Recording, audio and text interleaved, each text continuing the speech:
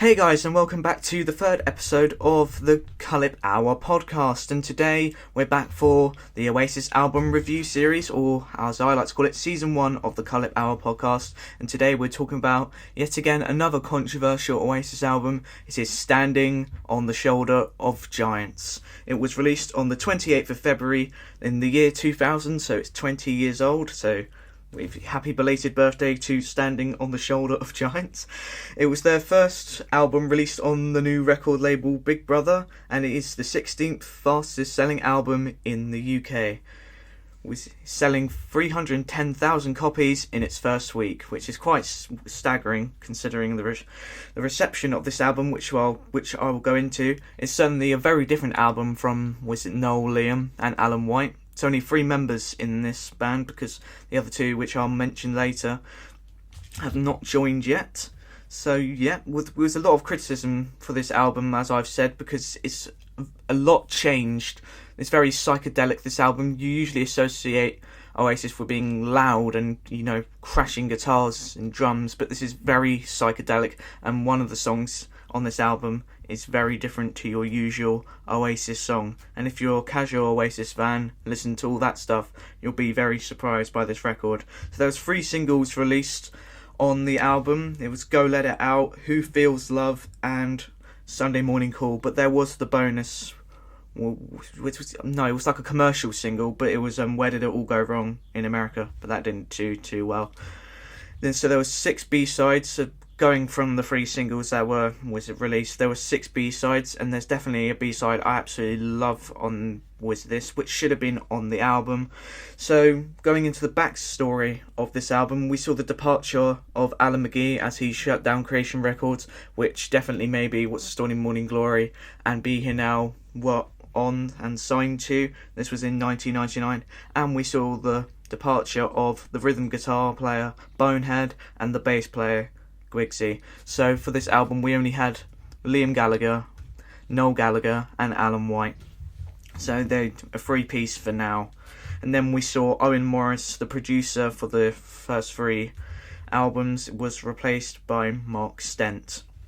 So yeah, and a funny fact about this album, it was banned by Walmart for one of the songs, which I'll get into later, which I will talk about. So, and plus America are very sensitive, so sorry Americans if you are listening to this. It's just how we perceive you over here in Britain. Yeah, so yeah, there are 10 songs on this. I've probably offended every American now. So yeah, oh my god. Going into was it? So we have 10 songs on this album, and there's definitely some good ones, but there's definitely some songs on this album I do not like at all, and I'll definitely get into those. So without further ado, let's go into the track list. Now we go into the first song on this album. It is called Effin' in the Bushes. I'm going to keep it family friendly and not say the title, but this is an instrumental song and it's brilliant. It's a brilliant way to start off the album, but as I've seen in most reviews and other people, it's very misleading, this song. You think it's going to be another, Oasis loud album, not this psychedelic and stuff, which we'll be getting to the next song. But yeah, I do like this instrumental. It's definitely up there with the Oasis instrumentals of before and was it coming up, but it's not my favourite instrumental. My favourite instrumental is obviously the Swamp song, which was on What's the Story Morning Glory, and the full one was on the Master Plan, which I might review as a bonus episode if you guys are lucky. And remember, guys, to follow my Instagram account, which is Jacob_Cullip__, and my Twitter account, jcullip02. So I'll leave those in the description, and they'll probably pop up somewhere in the video. So go and follow those. But yeah, this instrumental is not my favourite. I definitely prefer the Swamp song. What am I saying? I definitely would prefer the Swamp song. But Effin' in the Bushes, it's a brilliant way to start off the album, a brilliant opener. If you want to get excited, but as I've said, it's misleading on this instrumental. But if you want to get excited, it's only 3 minutes and 18 long. But yeah, what a brilliant way to start off the album, and that is Effin' in the Bushes. Then we go into the second song on this album, and it was the first single released. It is Go Let It Out, and what a song to be released. And when it got released before the album came out, it got to number 1, and it deserves it. It's an absolutely amazing song. If you guys haven't listened to this, it's such an Oasis classic. I hardly see any criticism for Go Let It Out. It's very Oasis. That's a very good wizard metaphor to describe. It is very Oasis, but then as throughout this album, we have the new sound to Oasis. It's very psychedelic, it's very different, and Noel said this is the closest they ever got to the Beatles. I debate that, but it's not a bad song. It's fantastic. I love it. Definitely, I think it's definitely my favourite song on the album. Is it? I have to see, because as I go along. But I do love this song. It's fantastic, deserving of its number 1 place, and I love the lyrics of this. It's like, go let it out, go let it in, go let it out. It's very good. Life is precocious in the most peculiar way. Sister Psychosis, don't got a lot to say. Very good lyrics, I have to say, from Noel. Obviously, he criticises himself a lot during these times, especially on this album. He obviously wished he'd never made it, and he doesn't like Be Here Now as well. He was going through a lot, and he wasn't enjoying songwriting during this time. But if you've most people's famous song now of an artist will probably be Go Let It Out. So it just shows, even through his so-called worst times, Noel can still find a gem and a brilliant number 1 single. So yep, Go Let It Out, definitely in the top 5, and probably when I rank these. So that is Go Let It Out, and we move on to the next song, track 3. Now we move on to the second single released, and it was Who Feels Love. A lot of people love this song, and I absolutely love it as well. I remember the first time hearing it for this album review, I loved it instantaneously. It's absolutely amazing, and this is different to your usual Oasis song. When you talk about psychedelic and the new Oasis sound, this song puts it to a T. It's fantastic. Lots of Indian sounds, and then you got the sitar, which is very good instrument, I have to say. And if you think about it, only 3 people credited. So I know Noel wrote it, but you got Alan White on the drums, you got Noel, and then you got Liam singing the vocals. Oh yeah, I forgot to say, Liam sang Go Let It Out as well. So I have to mention who sings the songs, because they split it between Noel and Liam. But yeah, Who Feels Love is fantastic performance from Liam on this song, and with Noel in the background with his harmonies. I love it. I haven't heard anyone hate this song, if I'm honest. The music video, people probably find it boring. Probably your usual casual Oasis fan find this song very boring. But I just love them walking through. They actually walked through Death Valley. I think they actually did. And it's amazing. And then when they performed this live at Wembley, which I'll get on to later, they had the music video on the big screen, and I absolutely loved it, because then they did like a far distant shot, and then they literally had them walking on the screen. It was amazing. I absolutely love this song. I love the music video. I love everything about this song. And it got to number 4 in the charts. Maybe a bit of bias from me, but I wish this got to number 1. I absolutely love this. And to think about, I was thinking about the other day. I remember a few years ago, and I was discussing it with my parents, and then I discussed it with my friend when we were watching something. Like, think about it, this song is older than me, and it's older than most people.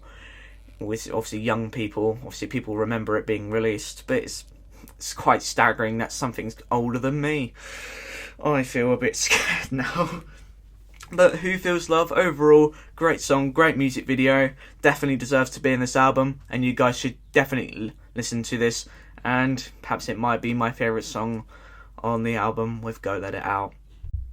Now this is where we start to get controversial, and these are the songs I don't like. So the fourth song on this album is Put Your Money Where Your Mouth Is. It's a rocker, so it goes back to Oasis rock, but it is mixed with psychedelic and the new sounds. I just don't like this song at all. It doesn't work for me. It's 4 minutes and 7. Obviously, Who Feels Love was nearly 6 minutes, but you never got bored during that song. But Put Your Money Where Your Mouth Is, all the sounds, I just don't like it. It's boring, it's bland. I can see where Noel doesn't like some of the lyrics. He says the lyrics during this album were not great, but I don't like it absolutely at all. I don't like anything about it. I like the start and like the sounds and all that. I like it when it goes dun dun dun dun dun dun dun. I like that. Seems my terrible singing on representation of the sounds, but I do like it. Was it leading into it? But the lyrics are just bland. They're boring. It's like put your money where your mouth is. Don't like this at all. Obviously, it's an Oasis rocker. I love the Oasis rockers, but there are so many better ones than this. And yeah, this is when most people start to turn off or just skip. To be honest, I just don't like it. But if you probably like this song, I'll leave this to myself in the editing phase. Jacob, take it away. Let me think. You probably like Little James. Oh yeah, I forgot what the next song is. Oh god, and here it comes. Oh no.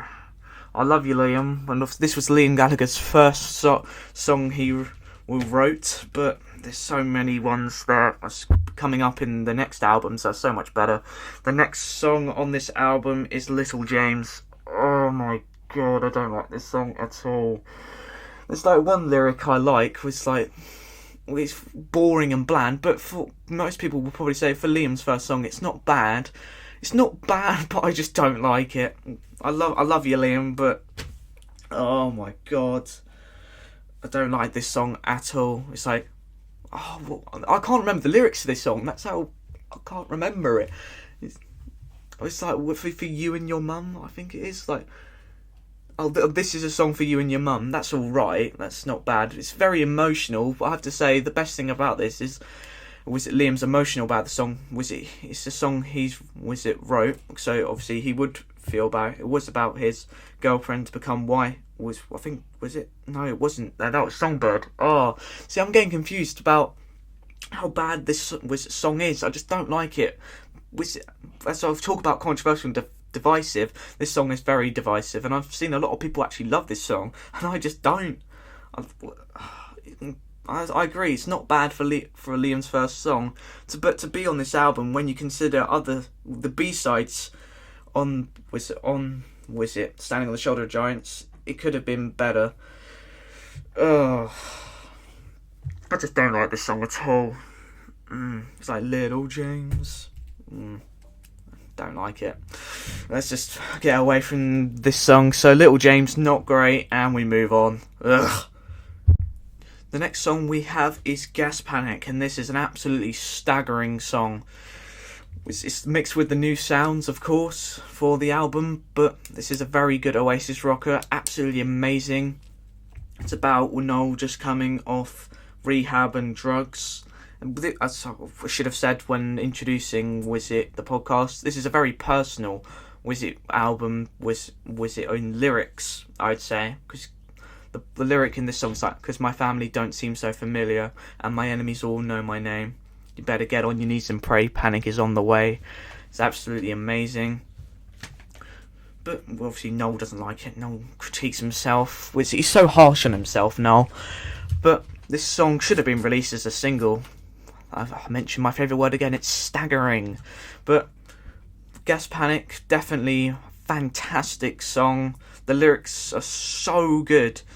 If there was a music video to this, I'd watch this all day long. I talk about Who Feels Love is a good music video. Imagine if this was released as a single and then had a music video. I'd absolutely love it. Love it. But yeah, it's fantastic. If you guys haven't listened to this song, go and listen to it now. Recommend it. And this is definitely going to be in the top 5 if I change my mind, because my mind is ever changing as a young person, a 17-year-old, ever changing. What a surprise. But I do make myself laugh. But Gas Panic, definitely one of the best songs on the album, and if you guys haven't listened to this, as I've said, go listen to it now. Gas Panic, fantastic. The next song on the album is Where Did It All Go Wrong, and this was a commercial single in America. It didn't chart well, but when it has a music video as well, which is not bad, but it's not great. But I really, really, really love this song. I connect to the lyrics of this song, Where Did It All Go Wrong? Really good, and I hope you know that I won't let go. It sticks around with you until the day you die. I love it. I love the lyrics to that. It's like, you know that feeling you get, you feel you're older than time. You're not exactly sure that you've been away a while. Fantastic way to introduce the songs. And talk about atmosphere. When I was, even with Little James, but even that, and with Sunday Morning Call and like Roll It Over, was you feel the atmosphere of this album. Was for the front. I'll talk about the front cover later, but you feel like you're in the big city. Was it with these songs? You feel like you're walking around. Was it isolated? I know that seems really dark and depressing, but you feel like you're actually in these songs. Like you can. It's like a movie. You feel connected to the character and the atmosphere you are in, and I definitely feel it with this song and some of the other songs on this album. So the atmosphere and mood and the production of this album are second to none, and they definitely improve better from Be Here Now, where it was just all over the place, production and sound. But the sound on this song I really do like, and when he performs this live, was it Noel? Oh, I forgot to say, it's performed by Noel. Fantastic. Was it by Noel? What's it? I keep saying that. If you guys keep hearing, I say that all the time. It's like with Liam and Noel, they say, do you know what I mean all the time? And my one is, what's it? But yeah, moving on from that totally irrelevant point. But Where Did It All Go Wrong? Absolutely love it. Love the music video to a degree, and it's a personal song. I'll say it's a personal song to me, but I absolutely love this song the first time I heard it, and the atmosphere is fantastic. And yeah, if I had to, was it pick a song? Was it for people? Was it an emotional Oasis song? This is definitely going to be up there. And when this is performed live, as I said, and acoustically, I absolutely love acoustic songs. I absolutely love them. And this acoustically is fantastic. You could even say it's better than the actual version on the album. And you could have had the acoustic version instead of this. But I do like both. It's not too long as well. And yeah, Where Did It All Go Wrong? Definitely one of the best songs on the album, and a very good ballad from Noel. Now we go into not one of my favourite songs, and definitely not Noel's. He says this is one of the worst songs he ever wrote, and I might have to agree. But I do like it to a degree for its atmosphere. As I've said, it's Sunday Morning Call, and this was the third and final single, and it got to number 4. It's like with Don't Go Away on Be Here Now. Some days I love it, some days I don't. Depends on the day. I was actually listening to this yesterday and I actually really like it. I love it acoustically, but I don't like the sounds on this version on the album. But as I've said with Where Did It All Go Wrong, it's brilliant acoustically, and I have to say Sunday Morning Call is brilliant acoustically. But I do like some of the lyrics from this album, and Do You Feel What You're Not Supposed to Feel? Absolutely love that. Here's Another Sunday Morning Call. Hear a banging on your door. I probably missed something out there, doing it from my head. But I do love some of the lyrics. They're very personal and strong. It's a very emotional song, as with Where Did It All Go Wrong, sung by Noel again. So 2 Noel songs in a row. But it's not his worst song he's ever written. The Gun and the Dirty Shirt is his worst song he's ever wrote, in my opinion. But Sunday Morning Call, depends on certain days for me. But I think the next song on the album is worse than this. But Sunday Morning Call, depends on the day. It's not too long either, 5 minutes and 12. Some people might get bored of it, but I do like some of the sounds and definitely the atmosphere. But I do prefer this song live and acoustic, and if you guys haven't listened to it, it's probably somewhere on YouTube and all over the place. But Sunday Morning Call, not bad, but not great. And we move on to the 9th song on this album and second to last. The second to last song on this album is I Can See a Liar, and it's not a long song, and it's an Oasis rocker, so some people will love this song, but I personally think this is worse than Sunday Morning Call. As I've said, it has the same problem with the other rock song on this album, Put Your Money Where Your Mouth Is. It's boring, it's bland. But I do really like, I do like, as I've said, the beat or the rhythm of this song, but the lyrics are just not there. It doesn't land well. Apparently, William begged Noel for this song to be on the album. When you consider, as I've said, some of the B-sides for Standing on the Shoulder of Giants, they could have easily replaced I Can See a Lion, Put Your Money Where Your Mouth Is. But as I've said, I don't hate any Oasis song, but this is definitely not my favourite, and it's definitely with Put Your Money Where Your Mouth Is on the songs I don't like on this album. But a lot of people, as I've seen, do like this song. As I've said, it's not bad. I don't hate it, but I don't love it. The exact same time, is it the chorus that I Can See a Liar sitting by the fire? Sounds like a campfire song I sing at Scouts. Sorry, Noel, but it kind of does. But no, I don't like this song at all. Just even think about it and hearing it in your head, it's not great. I don't like it at all. I don't. And yeah, moving on to the last song on this album, and this song is Different Gravy. The last song on this album is definitely up there with one of my favourites again. It's Roll It Over, and what a fantastic way to end the album. Talk about Be Here Now, it wasn't the most fantastic end to the album, but this absolutely kicks Be Here Now out of the door. Was it Be Here Now's ending, which was it All Around the World, and It's Getting Better Man. Two songs I like, but Roll It Over just absolutely kicks them to the side and says, I'm staying here. I talk about What's Story Morning Glory, and if you guys haven't seen it, I'm going to put all the episodes so far in the link in the description if you guys haven't seen it. But Roll It Over, was it fantastic? It's definitely up there with Champagne Supernova in terms of endings.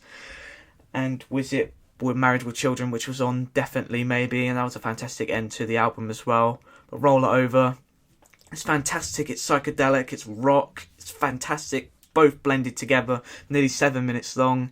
And if you want a 7-minute song, always put it at the end of the album, I always say. And Roll It Over, I wish it was released as a single. It was fantastic. I think Noel actually liked this, because Andy Bell, who we'll talk about later, definitely loved this song in an interview. If you guys haven't seen the interviews of this era and all the performances of this era, which I'll talk about later, go and definitely watch them, because although it wasn't their prime from Definitely Maybe all the way to the Master Plan, they are definitely fantastic concerts and definitely fantastic interviews, and when they appear on TV appearances. So Roll It Over, fantastic, one of my favourite songs of this album. So I always say, if you guys haven't listened to this song, listen to it. It's Different Gravy. When you think about Sunday Morning Call, I Can See a Liar, Little James, Put Your Money Where Your Mouth Is, just move them away. Roll It Over to come steaming through. As you could say, a little pun. Roll it over. Fantastic. And the lyrics on this song are fantastic. It's like Isolation. I love it. It's like, I absolutely love it. One of the lyrics I do love, it's like, look all around, all the plastic people live without care. It's fantastic. The first one was like, I could think 100 million reasons to build a barricade. We're talking about isolation. I do love this song a lot, and I love the lyrics. So I've said, no, you're so critical of yourself. Well, you could say with all the other songs it's not great. But yeah, no, don't be critical. And we actually did like this song, I think, in an album, but obviously you change your mind every 2 seconds now. But fantastic way to end the album. Roll It Over. Brilliant song. People probably get confused with Roll With It. But as I've said again, brilliant way to end the album. And yeah, and now we go on to the B-sides of Standing on the Shoulder of Giants.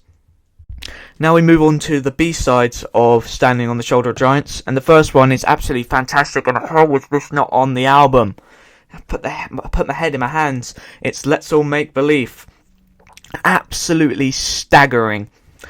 And I think a list on like top 500 with lost songs, and this is in the list. And how was it? It's like with the master plan. How is that not on with What's the Story Morning Glory? How is Let's All Make Believe not on Standing on the Shoulder of Giants? And one of the most famous reviews of this album. If this was on the album, it would definitely be up a star, and I might have to definitely agree. The lyrics to this song are staggering. They're absolutely fantastic from Noel. I keep putting the argument, it goes both ways. We talk about getting songs out even though he didn't want to during this time. Let's All Make Believe is absolutely brilliant. From Noel? And this is one of Liam's best performances in the studio. Which you can feel the emotion he brings from this song. Let's All Make Believe is a fantastic saying. I hear it in everyday life. And then the chorus to this song is brilliant. It just builds and builds and builds. Pulls on the heartstrings as well, if you go that way. I'm not an emotional person when it comes to songs, if I'm honest. But Let's All Make Believe, definitely up there with some of the best Oasis songs of all time, and one of the most lost songs of all time to be on an album.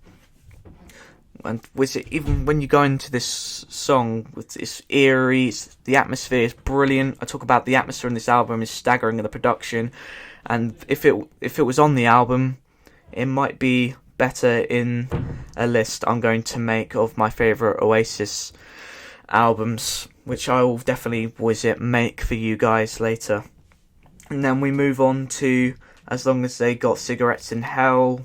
It's alright. We'll talk about, these were the two B-sides for Go Let It Out, the first single. It's not bad in any imagination, but I can see why it's not on the album. This song's better than I'm going to put Cigarettes in Hell. The chorus is not too bad. As long as they got cigarettes in hell. I don't feel the atmosphere as I do with the other songs on this album, but it's not bad. It's definitely a B-side. It's definitely a B-side song. Yeah, so I don't have much to say as I do with Let's All Make Believe, because that's a whole different gravy, and that should have been on the album. It just makes me tear my hair out how Let's All Make Believe was not on there. I keep saying to you guys, listen to these songs, man. It's fantastic. Then we go on to the B-sides of Who Feels Love. The first one is One Way Road. A bit boring and bland. I can see why it's a B-side. Don't like it at all. Some people like this song. I really don't. Not great in any of the imaginations. I don't feel connected to this song. The lyrics I just don't really like. Some people like this. I've heard before I listened to this, but listening to this song, I don't like it in any stretch of the imagination. It's definitely a B-side song, but not bad. As I keep saying, I don't hate any Oasis song. Then we move on to a Beatles cover. It's Helter Skelter. Fantastic. Love it. Noel. Oh yeah, I forgot to say, Liam only sings on these B-sides, as Noel sings the rest. And brilliant vocal performance from Noel singing the Lennon and McCartney song. And yeah, perhaps it's not up there, with the original sung by, the Beatles? But I do like Helter Skelter as a song. Obviously I like both. I like the Beatles as well, very much as Oasis. But yeah, it was fantastic. I like the atmosphere of this song as well, as I keep saying. I love atmosphere in the background of songs. Just sucker for it.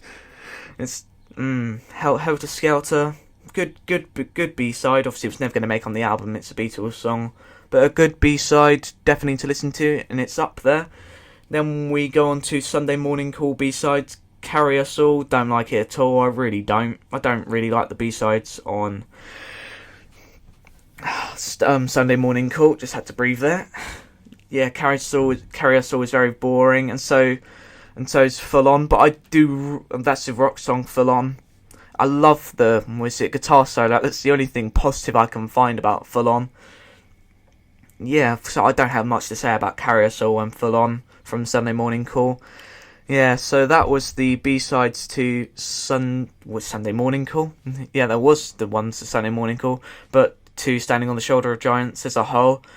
As a whole, there's about two good B-sides. I have to say they're both on the Go Let It Out single. Helter Skelter's obviously a cover, but that's a good B-side. And the others are not very good. When you consider Definitely Maybe, What's the Story, Morning Glory, and Be Here Now B-sides, this is way, way off the track. Well, they're not even on the album track. Funny pun! But, yeah, moving on, I'm now going to rank the albums from 10 to 1. So more information on this album I've talked about. We have the departure of Bonehead and Wizzy, and then after the album was released in 2000, well, this was Wizzy during, we had Gem Archer replacing Bonehead. He brought a lot, as I'm going to talk about in the next few albums. And then we had Andy Bell to play on bass, then Gem played rhythm guitar. Was both of them, I'm not going to talk about them now, but both of them are brilliant Wizard players, and Andy Bell actually had to learn Wizard bass before they went out on tour, and then he had to learn all the other songs as well, because in his previous band he never played bass, so he had to learn pretty quick on the job. But both are absolutely brilliant replacements for Bonehead and Wiggsy, and you couldn't wish for anyone better. And yeah, this album was brilliant, and I think I've mentioned this before, but Walmart banned the album because of the song "Effin' in the Bushes." As I've said, America is very sensitive about that. I didn't reveal the song that got the album banned. I just remembered previously, but I have now. So "Effin' in the Bushes" is the reason why Walmart will not sell Standing on the Shoulder Giants. And then I'm going to talk about the album cover as well. I was just about to end. I've just remembered what I was going to say now. The album cover is brilliant. I love it. It's the New York skyline, and you can see the Empire State Building, and then you can, just behind the Empire State Building, you can see the two World Trade Center Twin Towers, which obviously not there anymore because we know what happened. Very emotional day, that, for every American. But yeah, it's a fantastic album cover. Definitely, when you open up the vinyl, I'm trying to get the album with a vinyl and with an album. Might get it on CD, might get it on both, because I like getting CDs and getting vinyls at the exact same time. But yeah, like when you open up the gatefold, it literally stretches across the whole of with the New York skyline. It's fantastic. I love it. Love the album cover. Definitely up there for some of my favourite Oasis covers. And then it has Oasis, which you'll see this when I was present on the podcast. You'll see the album cover, the big Oasis sign on top of the point of the Empire State Building, and you have Standing on the Shoulder Giants just below the S. Was it fantastic? And it's very millennial, I have to say. I'm not a millennial myself. I am Gen Z. Obviously, I'm going into all the star signs in this. I like getting stuff from my year, and especially the next album is the album from my year, and I absolutely love it.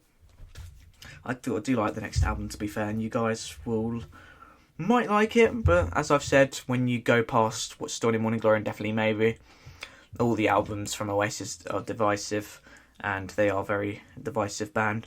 But that will be the end of today's podcast, guys. I hope you all enjoyed, and I hope you all listen to the other ones as well. And if you haven't listened to the other ones, I'll put them in the link in the description, and they will appear on the end screen as well if I remember to put them in. So Jacob, remember to put them in. And yeah, the next album we will review is from 2002. Yay, big up the 2002. Oh, still sound like a millennial. Sometimes I tried to sound old, but I still sound like a millennial. But anyway, Heathen Chemistry is next, and you thought Standing on the Shoulder of Giants was divisive. Heathen Chemistry is going to be even bigger in divisiveness. So I hope you guys all enjoyed today's podcast.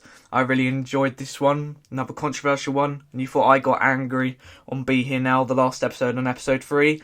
I think I just got, my rage levels went a little bit higher, especially for Little James.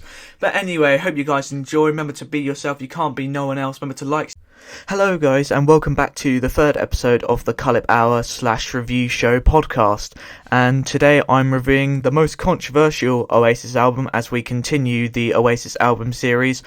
It is Be Here Now, released on the 21st of August 1997.